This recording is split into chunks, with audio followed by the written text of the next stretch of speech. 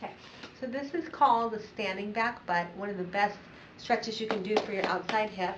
I'm going to start out on a platform, perhaps a picnic table, a desk, that's high enough to get about to my hips. If you're really tight, you won't need to go as high as this. I'll start out with my foot on the platform, moving forward and back. And this is what I call a hip driver. I'm moving from the hip. My hips are leading my body. Just like that. As I go back, I really feel it through here. Then I'm going to stay forward a bit and go right and left. My bench is a little bit mobile, but that's okay. Your table won't be mobile. And then I'm going to go circles.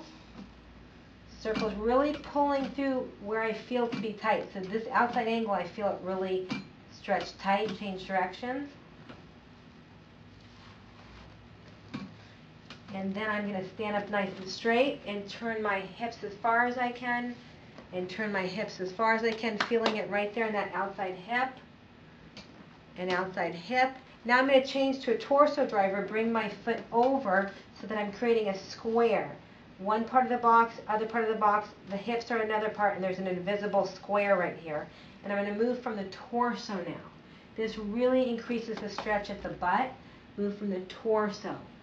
Notice my speed. I go down, I slightly slow down and pause when I get to the end of the stretch.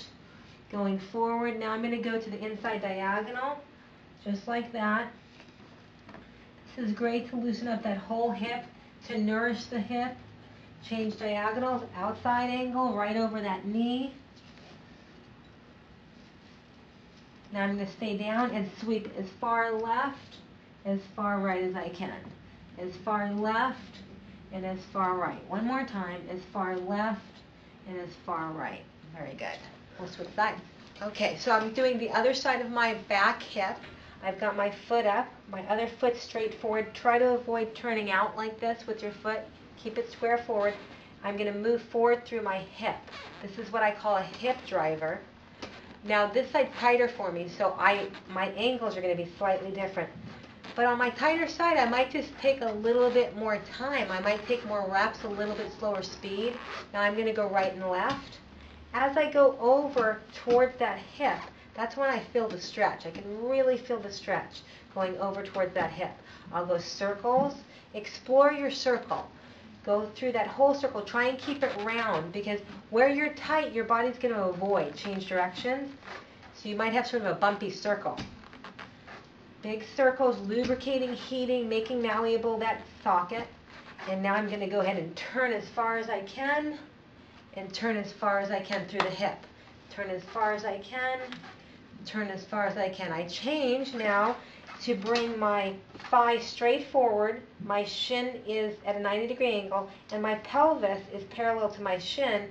I'm going to do a torso driver now. I can't go as far here because I'm tighter on that side.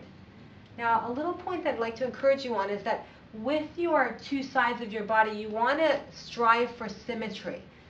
So I want to try and get my tighter side to be as close to my looser side as possible. I'm going to turn to the inside angle. So don't increase the flexibility of your looser side so much that your tighter side can't catch up with it. It would be better to work harder on your tighter side so it gets more symmetrical with your looser side. And then switch, diagonals, and diagonals. I could even hold this at the bottom if I wanted to, dropping my head, relaxing, feeling the stretch. Now I'm going to sweep right and left. So please feel free to hold any of those points at any time. That will help you increase your flexibility, but then also follow it up with some motion to clear the joint and flesh the joint. That's the back butt.